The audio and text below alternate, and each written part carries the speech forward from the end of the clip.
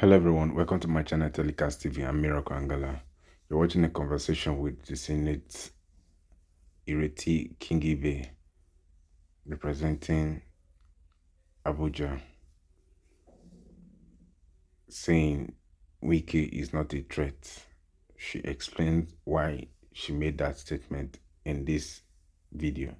Endeavor to watch to the end. Don't forget to hit the notification bell, subscribe, share, comment, and like. Endeavor to watch trending videos. Tonight on the program, we turn the spotlight on governance, opposition politics, and power dynamics at the heart of Nigeria's democracy. Tonight, we will be speaking with one, perhaps, who is a lone voice representing the Federal Capital Territory in the National Assembly, in the Senate. Senator Ireti, who has been vocal on governance under President Bola Tinubu and the role of opposition in the democracy and the administration of the FCT. There is a lot of thinking and the perception that ourselves and the Minister of the FCT have a political feud. Well, recently, some of this conversation came onto the front burner. And Senator Ireti Kingibe, who recently defected from the Labour Party to the African Democratic Congress, a move that has reignited debate about ideology, political alignment, and opposition strategy. It seems to be a loggerhead on so many governance issues with a man with the helm of affairs in the FCT, in the face of one chance in the FCT, issues of security, issues of welfare of the people of the FCT. She's going to be speaking with us tonight on the program, the center of the political tension in the capital, particularly over questions of authority, accountability, and the leadership style of the FCT Minister, Nyesom Wike, who is being in Rivers State on a political tour of the state. Senator Ireti Kingibe joins us tonight on the program. Thank you so much, Senator, and Happy New Year. Thank you for coming tonight on the program. Sure, Happy New Year. Thank you for having me. Thank you so much indeed. I see your letter to Minister Nyesom Wike, and you started by acknowledging what Minister Wike said publicly, where he has said, yourself and himself have no fight. Well, that's usually what we hear from you politicians, isn't it? Because you said nothing is going on, but yeah, we do know that a lot is going on. We've literally seen both of you against each other at different public fora. But now that you have established that no political feud, but you've disagreed with him about how things are going in the FCT. And on the other hand, you have also acknowledged and thanking him for the governance of the FCT. You seem to be confusing a lot of people. What is your perception of Minister Wike? Is he a good minister or a bad one? Is he a good governor or a bad one? What are your views about him?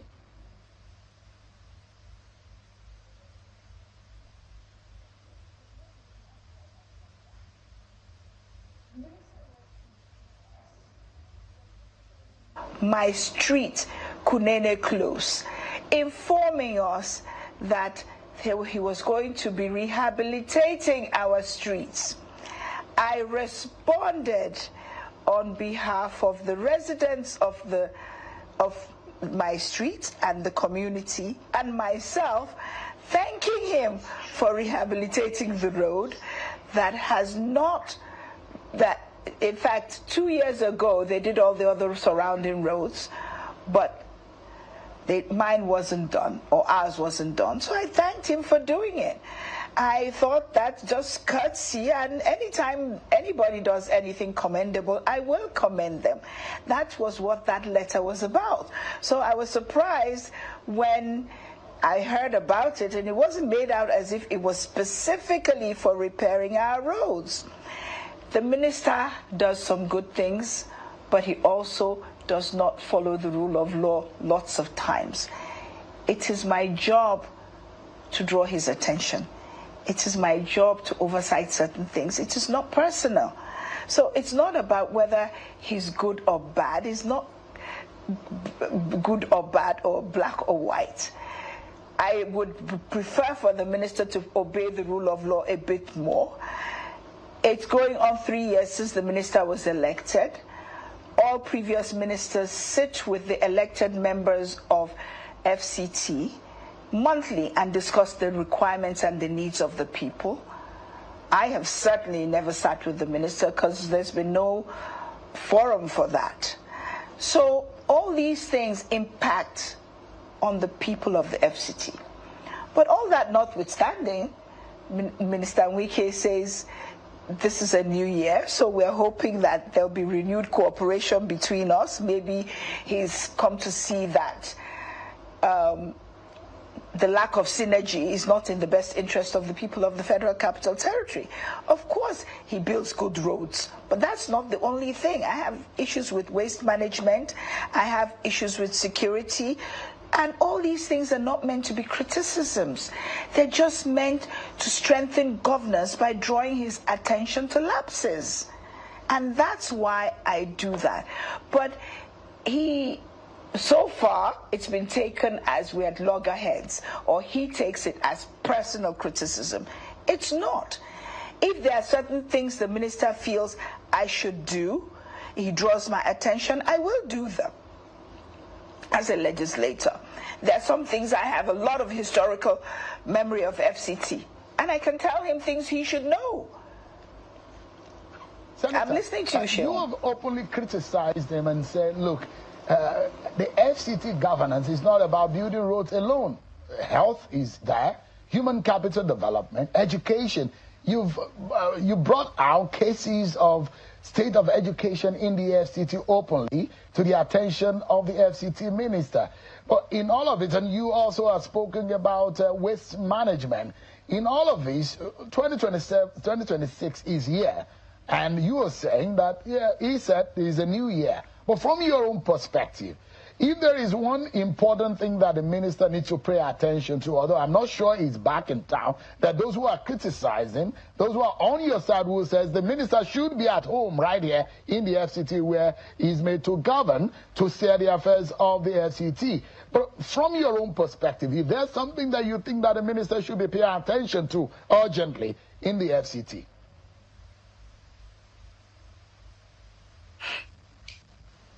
Well, I'm sure you're going to call me Oliver Twist. There are several things. To begin with, waste management has gotten to urgent proportions. They're all over the place. They're not clearing the waste. Whatever the problem is, the minister is in the best position to know how to deal with it, because he's the one who's directly in charge. That has gotten to very, very, very critical proportions. That's number one. Number two, certain things like flood channels are being built on. A lot of potential environmental issues are brewing. As I've said many times, the green areas are meant to be access points for services of the Federal Capital Territory. All the water for FCT, electricity, sewage, everything is under the ground. That's how the city was designed.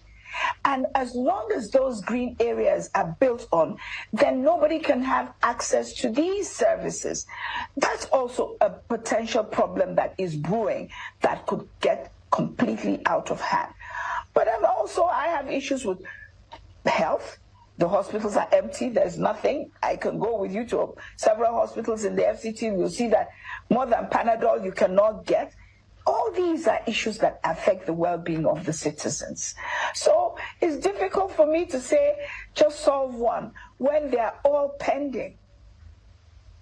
So now, let's look at it. The minister had thought that, and some way, tacitly threatened your seat, because he said that the FCT local council election, and in fact, the election into the senatorial seat of the FCT, that there is a possibility that you might not return. It's politically come after you to say, look, you're not guaranteed that things will change. Are you threatening? And your defection recently has shown that maybe you're not confident enough about the party that brought you into the Senate chair of the FCT.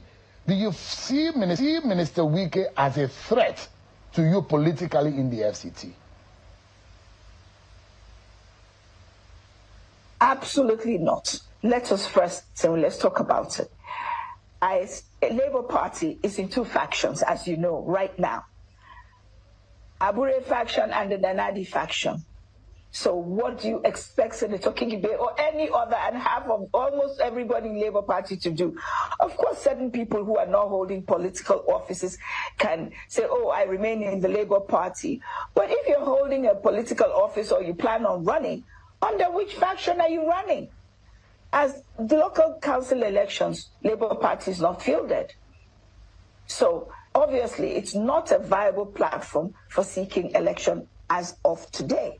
That's number one. So constitutionally, it allows every elected member to look for another platform if your original platform, your party is factionalized. That's number one, because I do firmly believe that those who defect without meeting the constitutional requirement should lose their seats. But in our case, it doesn't apply because ours is exactly what the Constitution was talking about. Now, let's now talk about my seat.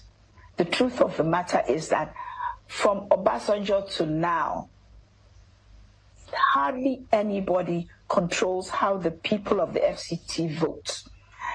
Minister Wike cannot make me win, neither can he make me lose, just like he cannot impose anybody on the FCT. FCT is not structured that way. So I'm absolutely not threatened by him. I moved to ADC because that's where all of us who are intending to seek re-election in 2027 from the Labour Party decided to move to.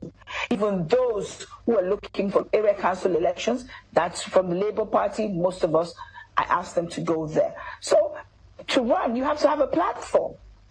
And ADC is the viable alternative to Labour Party if you're in opposition. That's what it is all about. It's not about Minister Wike. Minister Wike should first of all, and let's see what happens in local government election before he talks about 2027. And I do believe that come 2027, I don't think FCT will be his priority. He'll have other things to do instead of worrying about who returns in the FCT or not. So, Senator, you don't think about those. For example, today, Mr. Mhalu, who was a Labour Party governorship candidate in Anambra, said that those who are moving from one party to the other are morally bereft. That they commit political immorality. You don't see yourself as one that is committing such a crime, knowing full well that you got the advantage of the Labour Party and what they call the obedient movement, which got you into office. And those who say, well, that flame may have died down. Do you think, honestly speaking, Senator, that the ADC is formidable enough? And this is going to be a determining year, 2026. Do you think that the people of the FCT, the Labour Party follower and supporters who gave you that opportunity, will ever forgive you for jumping ship? Which ship did I jump? As I've told you, there are two Labour Party ships. So that those who will think, Senator, that you are probably going to be a leader to stay put and fix the problem rather than the sound of the emergency whistle, you went for the door, you went for the exit. And those who say, why don't you sit and fix it? I was first to start off with, Labour Party factionalized in February. Abure faction suspended me and we suspended him in February. I took a ticket in December, so you cannot say it as the sound of a whistle. I gave a lot of time to see if we could mend the problem. But obviously, as you can see, it's not fixable. We still have two factions of Labour Party. It still exists. Yeah. So Nanabi faction and Abure faction. In the scheme of things, do you have any assurance about the chances the fate of ADC in the coming election, do you think it's formidable enough? Oh, yes. Look, I can tell, I may not be an expert in other constituents, but in the Federal Capital Territory, I can tell you that ADC is the party to beat. ADC is the party to beat. We may not win all the local governments, but we're going to win most of them. Because I'm a realist, I can tell you the places where we're strong. But the party to beat is not APC. We built APC in the FCT. FCT has never been APC country. You know it, I know it. You tell me the elections that opposition does not win. FCT is FCT. And I definitely know that in the local government elections, ADC will do very well in the FCT. It will also do very well in 2027. Senator, are you more of a Peter Obi fan, follower to the ADC? Are you one of those who think Peter Obi is the man to give the mantle if ADC were to amount to anything in the coming election against a very formidable APC and Bola Tinubu in that party?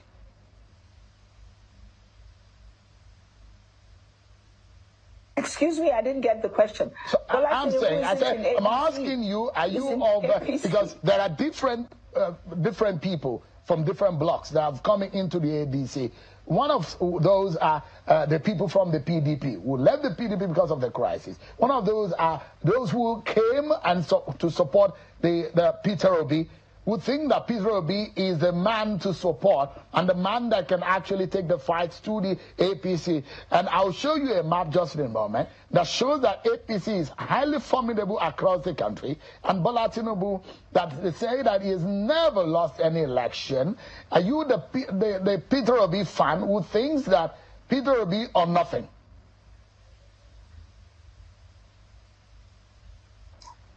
No. I mean, I'm a nationalist.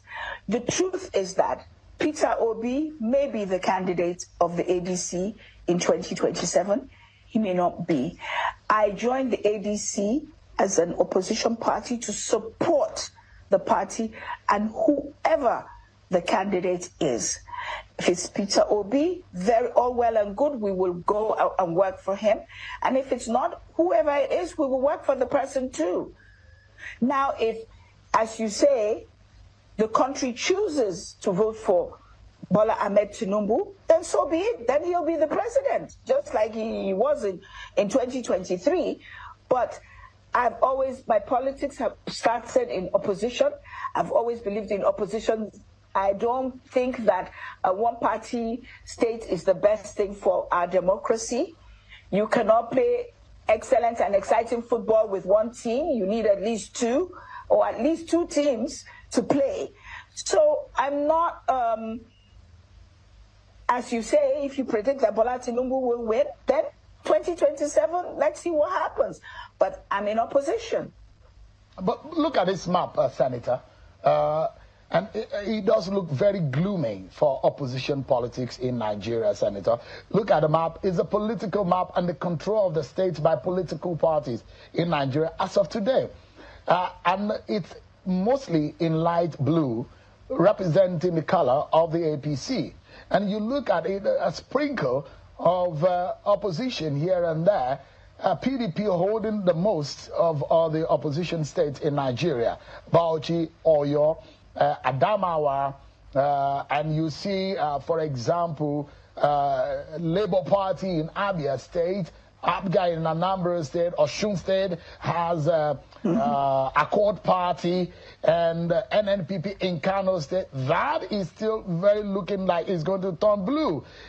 Those who say, look, these pose a very gloomy picture of what the opposition represent presently today.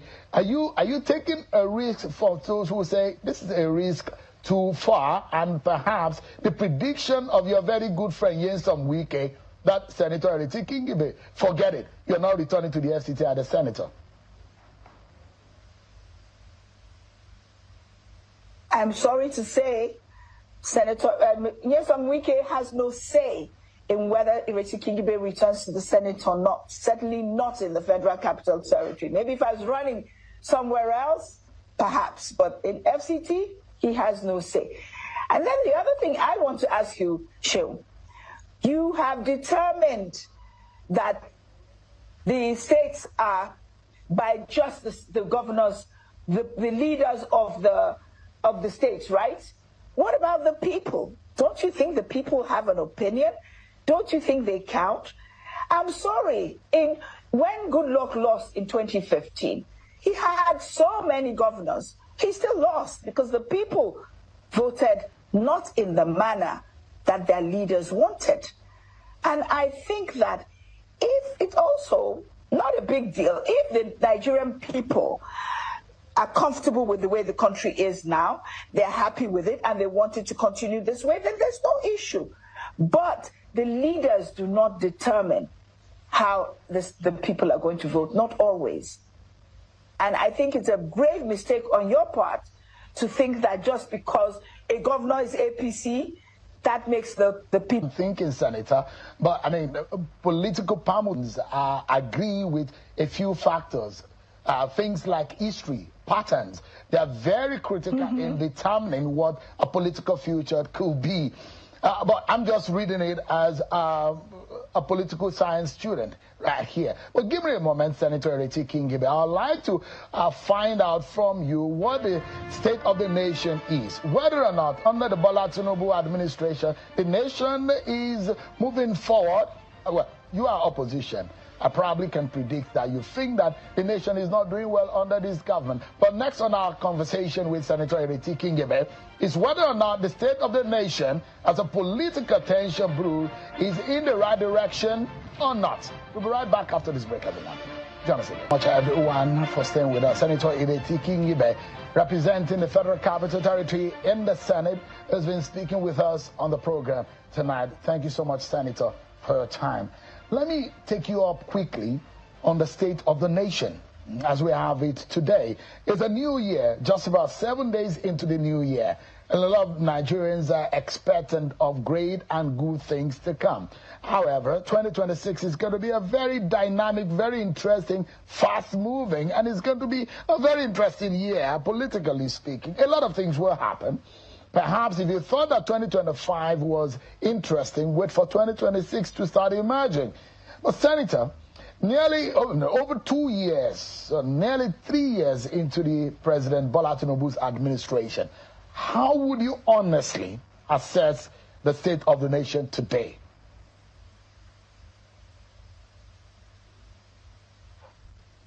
Well, truthfully, Nigerians are not doing very well. That's the truth. I'm not sure why, because things like removal of subsidy and a lot of the policies ab initio are good, but they're not impacting positively on the people. People are suffering. It could be a problem of implementation. I'm not sure what, but as a nation, we haven't been doing very well. We're not doing well economically. We're not doing well security. There's so many levels in which we have not prospered as we expected to.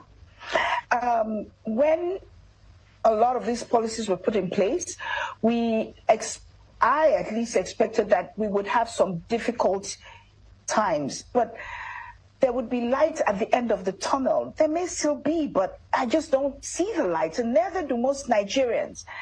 For one thing, I think we could do with a lot less taxes.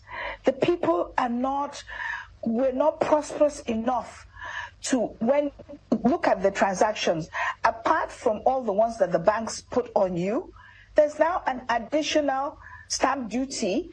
It's not as if it replaced any of the other ones. So truthfully, I think that the president needs to review how some of all these policies are impacting on the people. It's not been positive. People are suffering, they're hungry. Insecurity has made it not possible for food security. So a lot is not right, and that needs to be looked into.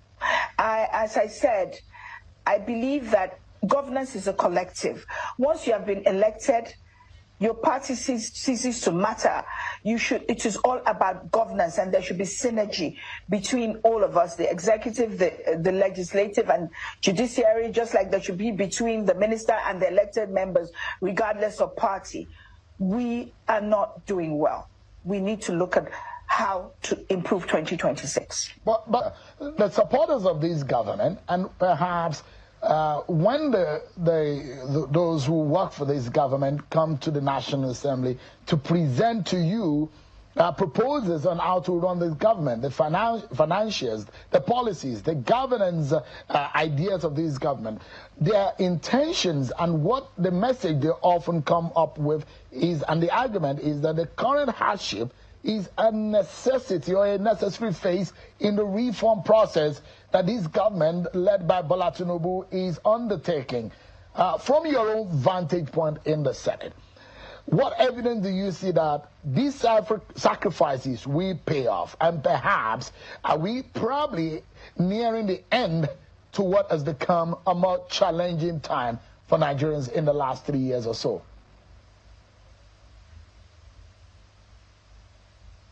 I don't know if we are nearing the end.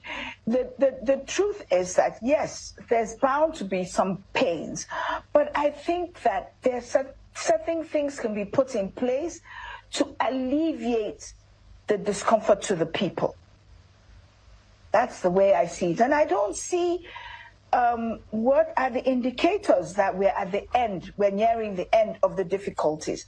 You told me the indicators. I haven't seen them.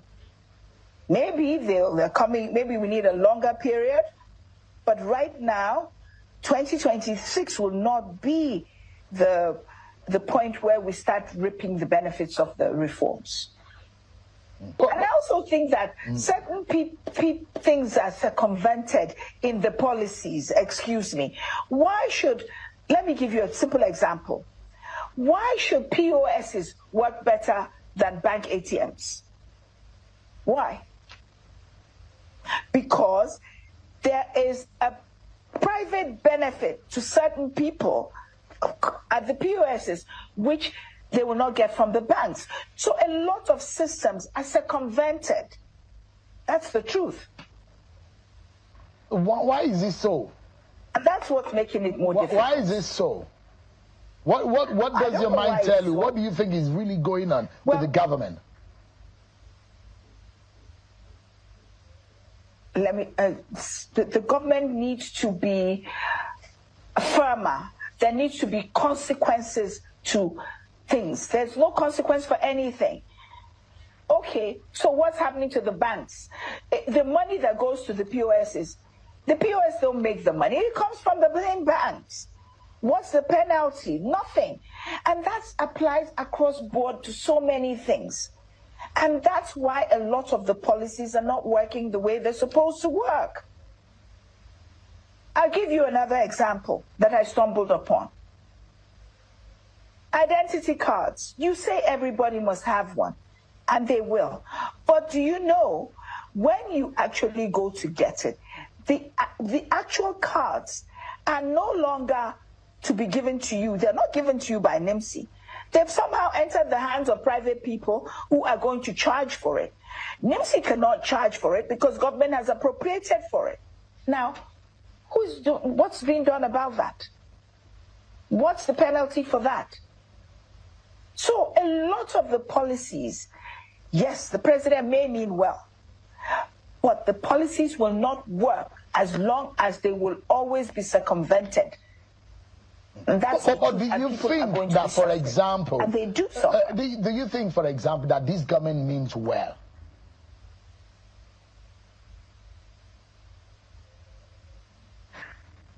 Do I think the government means well? Yes. the government as led and headed by President Bola Tinubu, do you think that there are good intentions or things that are probably not just working because of some other reason? Do you think their intentions are right? Yes, I think so, because some of the policies are very good. So if the policies are good, then implementation must be the problem. Speak to us about the tax. Must be the problem. Yeah, speak to us about the new tax regime we have entered into this year. What is your take? I mean, we heard what Mr. Joe Ajaero, the NLC president, said about the review or the rethinking about the implementation. What do you make of it? Is it a necessary tough decisions to take, or the route that will get Nigeria to get accustomed to doing the right thing? Or what exactly do you make of the whole scenario with respect to the new tax regime?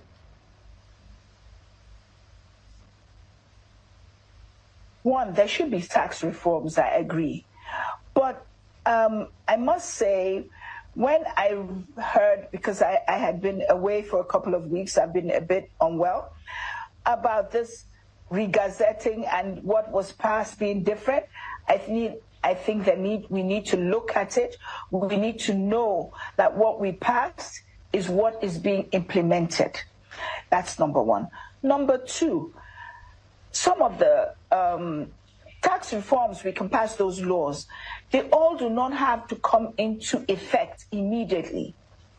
The country is not in a state for all the reforms to be immediately effective.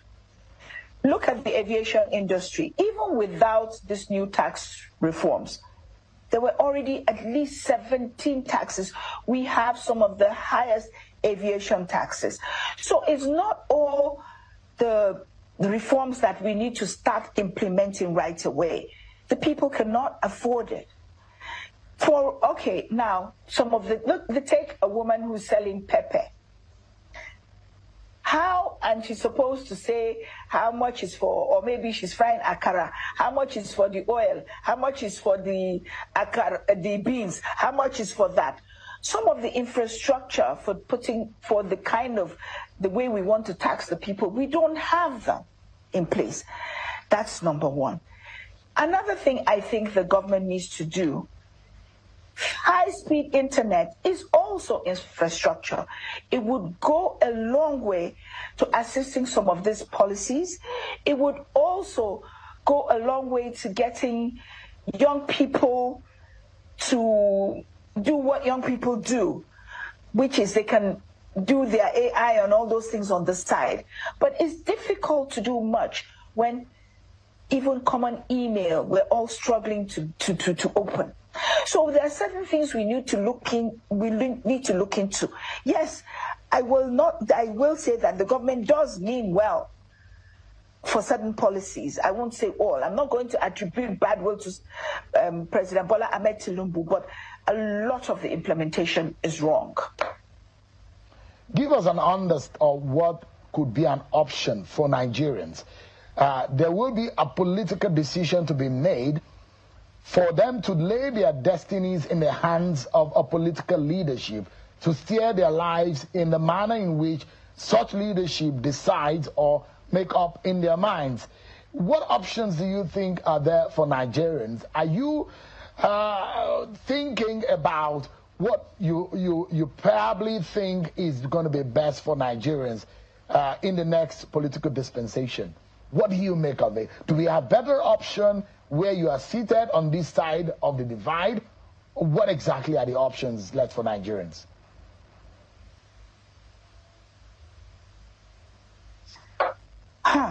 Well, I would like to think that things have to improve in 2027, but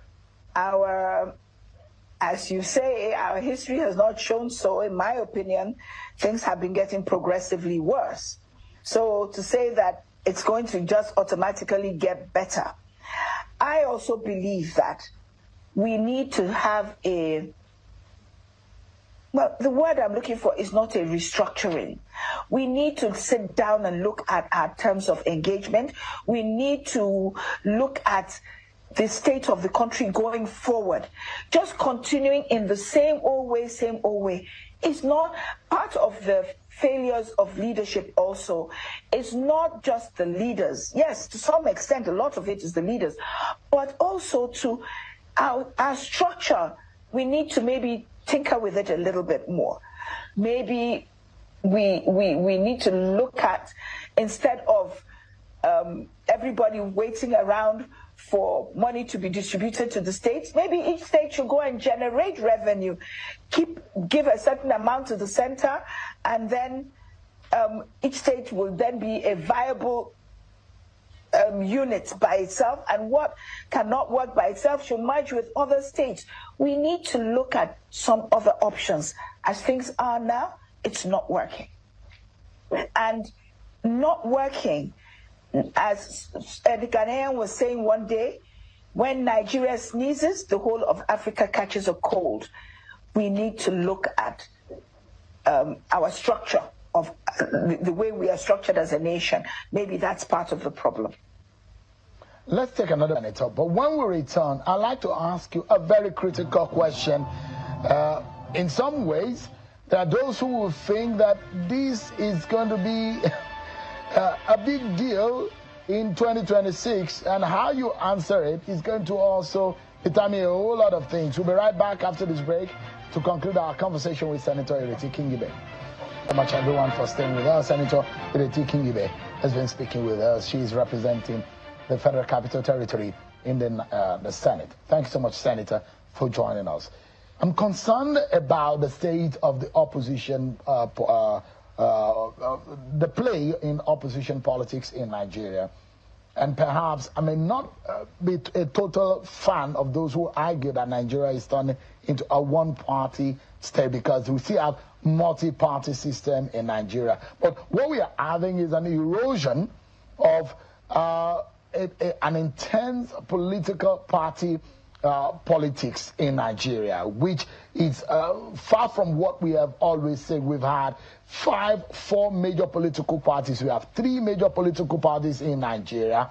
And it does look to me that opposition has literally just gone into a sleeping mode.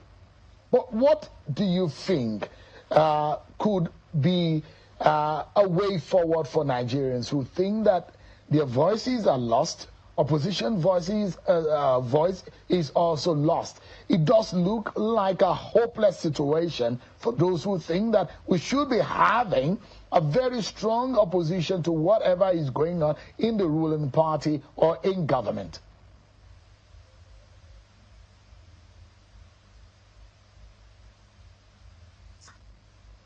I can't hear him anymore. Senator, you hear me now? Can't hear him anymore. Sorry, I lost you for a minute. But can you hear me now? I can't hear you. Can you hear me now? Now I can hear you. Great. I'm worried about the state of play as far as political party politics is concerned in Nigeria. And that those who are afraid and thinking that their voices are being put to the front burner by opposition voices. But it does look like there is an erosion of political opposition position in Nigeria. And the thinking is that for some reason, opposition element and figures in Nigeria have just literally gone to sleep.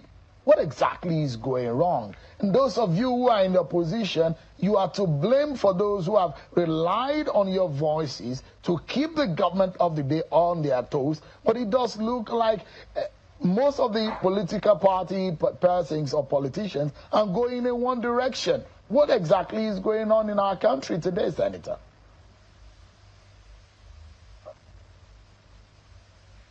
Well, Sean, I don't know. You cannot add me to the quiet ones. I do try to speak up, but I will agree with you. Opposition needs to be more vocal. But I also believe that there is a revival, or is going to be a revival of opposition in the country. There has to be, because the people are becoming more pushy. And if that doesn't happen, if we don't have people who speak for the people, then the people who have to speak for themselves, they will be the opposition. And I don't think that's a very good thing. At the end of the day, it's harder to manage. Any opposition with no leaders is not, is chaotic, let's put it that way. The other thing that I also find is that our democracy has not evolved to the point where it allows or even respects opposition. Even in the National Assembly, where we're brothers and sisters and we have a lot of camaraderie, it's a lot of effort for opposition senators to speak. So unless we are on political platform and all the other places like that, our voices and our opinions cannot really be fully heard. So it's the, as I come back to the fact that our structure isn't working. Maybe we need to go back to parliamentary system. I don't know what we need, but we do need something. We need a major change. Senator, you said earlier that Senate Committee on the Air has not met in months. Why is this the case?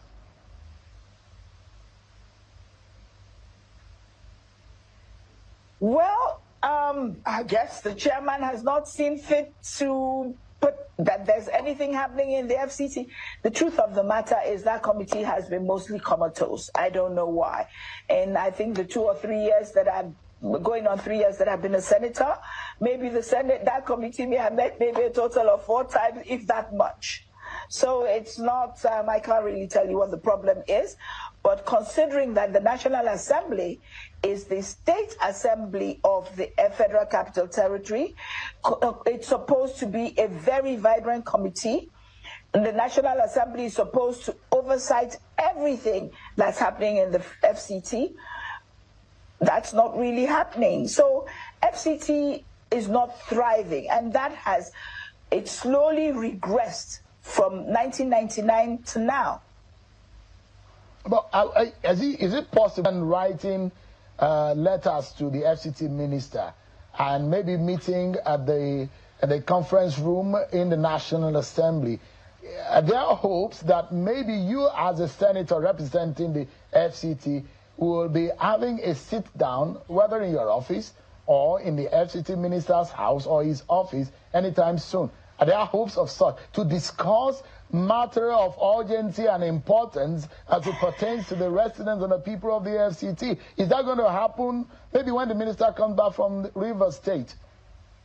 I'm hoping that in this 2026, that is the way forward between the minister and those of us who are elected. Because if we can do that, then a lot of things can be ironed out. That's number one. Number two, I've also taken to writing letters to the president about the FCT. After all, this is the capital, is the seat of his government. A lot of things that are going wrong, I feel he should be aware as well, because he appointed the minister and also must have a certain amount of influence on him. So that's there. I am looking, as I said in my letter to the minister, I'm looking forward to renewed cooperation between his office and mine in the interest of the people of the Federal Capital Territory. And I'm hoping that he will come back from Port Harcourt in that spirit. I'm in the spirit to work with him. I've always been, because it is about governance. Nothing about any of the things I've said about him or what needs to be done in the FCT has been personal. All right. It's all been in the interest of the people of the Federal Capital We just got 60 seconds to close the program, Senator. But you seem to have inferred that it looks like a dereliction of duty for the minister to be away when work has resumed on the 5th, away from his duty right here in Abuja. Is that what exactly you mean? And perhaps I'll also maybe in one breath also talk about your fear about the local council elections from next month that should happen next month. Are you worried that that election might be keenly contested and the present sitting and the way things are going in the FCT politically might not be the way it will be after that election. Just in 60 seconds so that we can close. Not at all. First of all, I don't think the minister, I did not imply that he was derelict in his duties. Ministers, just like senators, are free to come and go as they see fit. So if he must have urgent reasons why he's not here, and so I did not imply that. But as for the local government elections, I assure you that APC is the party to worry about the local government elections, not the opposition. Does not mean that other opposition parties may not win certain local governments, but I assure you that ADC will win the prizes. At least 3-4 local governments ADC will win. So how that impacts, opposition has always won here, so it does not really change FCT that much, because we've always had opposition winners here anyway. Senator Ireti Kingibe, representing Federal Capital Territory in the Senate, thank you so much indeed for your time tonight. I appreciate it.